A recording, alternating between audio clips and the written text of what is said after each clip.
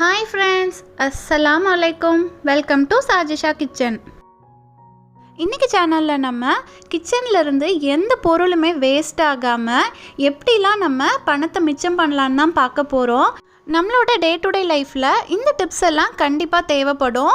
So இந்த video உங்கள் எல்லாருக்கும் ரொம்பவே யூஸ்ஃபுல்லாக இருக்கும். வீடியோவை ஸ்கிப் பண்ணாமல் ஃபுல்லாக பாருங்கள். வாங்க ஃபஸ்ட்டு டிப்ஸ் என்னென்னு பார்க்கலாம். இந்த மாதிரி காப்பர் வெசல்ஸ்லாம் பார்த்திங்கன்னா நம்ம யூஸ் பண்ண ஆரம்பித்து கொஞ்ச நாள்லேயே இந்த மாதிரி பிளாக் கலராக ஸ்டார்ட் ஆகிடும். நிறைய பேர் பார்த்திங்கன்னா புளி லெமன்லாம் வச்சு ரொம்ப கஷ்டப்பட்டு இதை க்ளீன் பண்ணுவாங்க. நம்ம இன்றைக்கி ரொம்பவே சிம்பிளாக இந்த மாதிரி நம்ம வீட்டில் வேஸ்ட்டாக தூக்கி போடுற புளிச்சு போன தயிரை வச்சு க்ளீன் பண்ண போகிறோம். காப்பர் வெசல் ஃபுல்லாக அந்த புளிச்ச தயிரை நல்லா அப்ளை பண்ணி விட்டுருங்க. கொஞ்சம் திக்கான லேயராக இருக்கிற மாதிரியே அப்ளை பண்ணுங்கள். அப்போ தான் அந்த பாத்திரம் வந்து சீக்கிரமாகவே பளிச்சுன்னு மாறும். ஒரு இடம் கூட மிஸ் பண்ணாமல் எல்லா இடத்துலையும் நல்லா அப்ளை பண்ணி விடுங்க. பாருங்கள், நான் ஜஸ்ட் இப்போது அப்ளை பண்ணிகிட்டு இருக்கும்போதே அந்த காப்பரில் இருக்க கலர் சேஞ்ச் ஆகிட்டுருக்கு. அப்ளை பண்ணதுக்கப்புறமா இதை ஒரு 20 மினிட்ஸ் அப்படியே ஊற விட்டுடலாம். 20 மினிட்ஸ்க்கு அப்புறம் பாருங்கள், நம்ம காப்பர் வெசலில் இருந்த கருப்பு கலர் எல்லாமே ரிமூவ் ஆயிடுச்சு. இப்போ இதை நம்ம தண்ணியில் வாஷ் பண்ணி எடுத்துக்கலாம். தேவைப்பட்டால் நீங்கள் வாஷ் பண்ணுறதுக்கு முன்னாடி கொஞ்சமாக தூள் உப்பு தூவிட்டு அதுக்கப்புறமா ஸ்பாஞ்ச் ஸ்க்ரப்பர் வச்சு ஸ்க்ரப் பண்ணிக்கோங்க. வாஷ் பண்ணினதுக்கப்புறம் பாருங்கள், நம்மளோட காப்பர் வெசல் எப்படி புதுசு மாதிரி க்ளீன் அண்ட் ஷைனிங்காக இருக்குன்னு. கொஞ்சம் கூட கஷ்டம் இல்லாமல் ரொம்பவே சிம்பிளாக நம்ம புளிச்சு போன தயிரை வச்சு காப்பர் வெசலை க்ளீன் பண்ணிட்டோம். வீக்லி ஒன்ஸ் இந்த மாதிரி நீங்களும் க்ளீன் பண்ணி வச்சுக்கோங்க. இப்போது செகண்ட் டிப்ஸ் பார்க்கலாம். எப்போவுமே ஆப்பிள்ஸ்லாம் பார்த்திங்கன்னா கட் பண்ண உடனே சாப்பிடணும். இல்லை கொஞ்ச நேரம் நம்ம வச்சுருந்தோன்னா அந்த ஆப்பிளில் இருக்க ஒயிட் கலர் எல்லாம் ஒரு மாதிரி டார்க்காக ஸ்டார்ட் ஆகிடும்.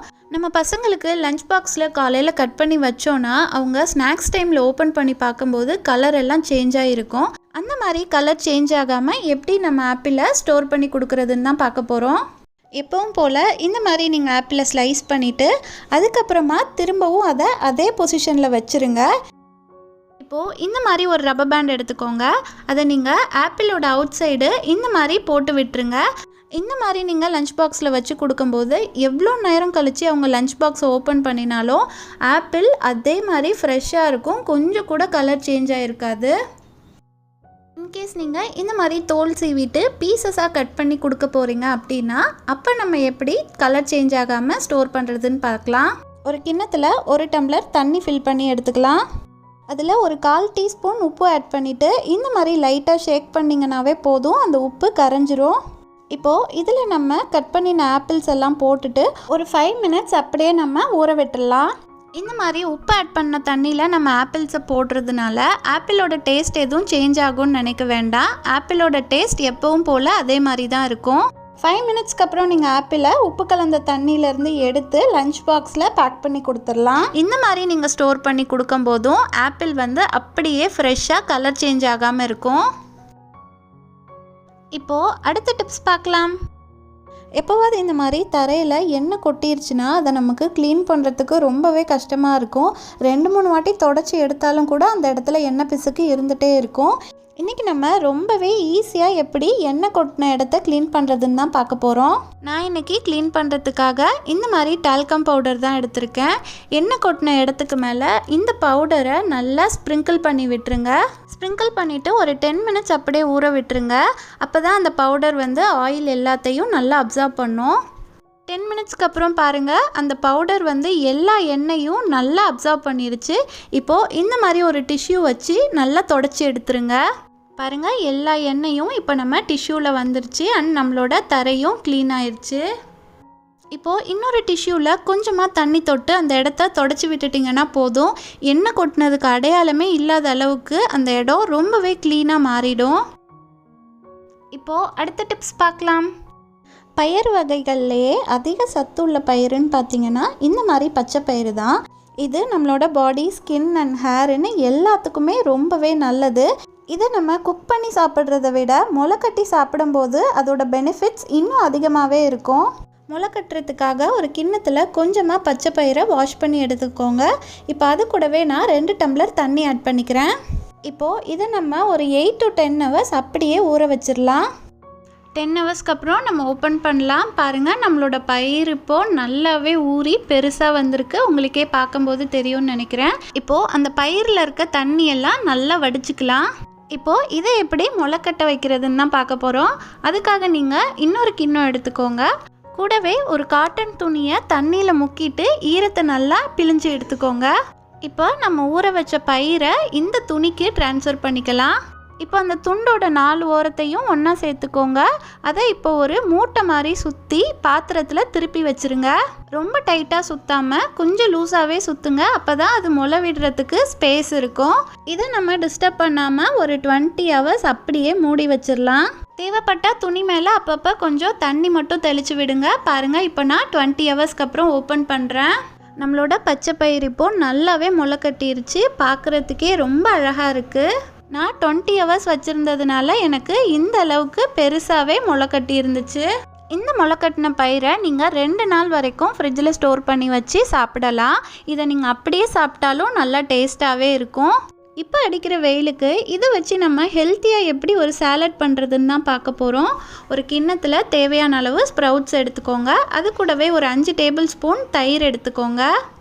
இப்போது தேவையான அளவு உப்பும் பெப்பர் தூளும் ஆட் பண்ணிக்கோங்க. இப்போது இதை எல்லாத்தையும் மிக்ஸ் பண்ணிட்டீங்கன்னா போதும், நம்மளோட சிம்பிள் அண்ட் டேஸ்டியான ஸ்ப்ரவுட் சாலட் ரெடி ஆயிரும். வேணும்னா நீங்கள் கேரட், பச்சை மிளகா அண்ட் வெங்காயத்தை இது கூடவே மிக்ஸ் பண்ணிக்கலாம். இந்த சாலடை நீங்கள் பிரேக்ஃபாஸ்ட் கூட, லஞ்ச் கூடன்னு எப்போ வேணாலும் சாப்பிடலாம். நல்லாவே ஃபில்லிங்காக இருக்கும். இப்போது 5th டிப்ஸ் பார்க்கலாம்.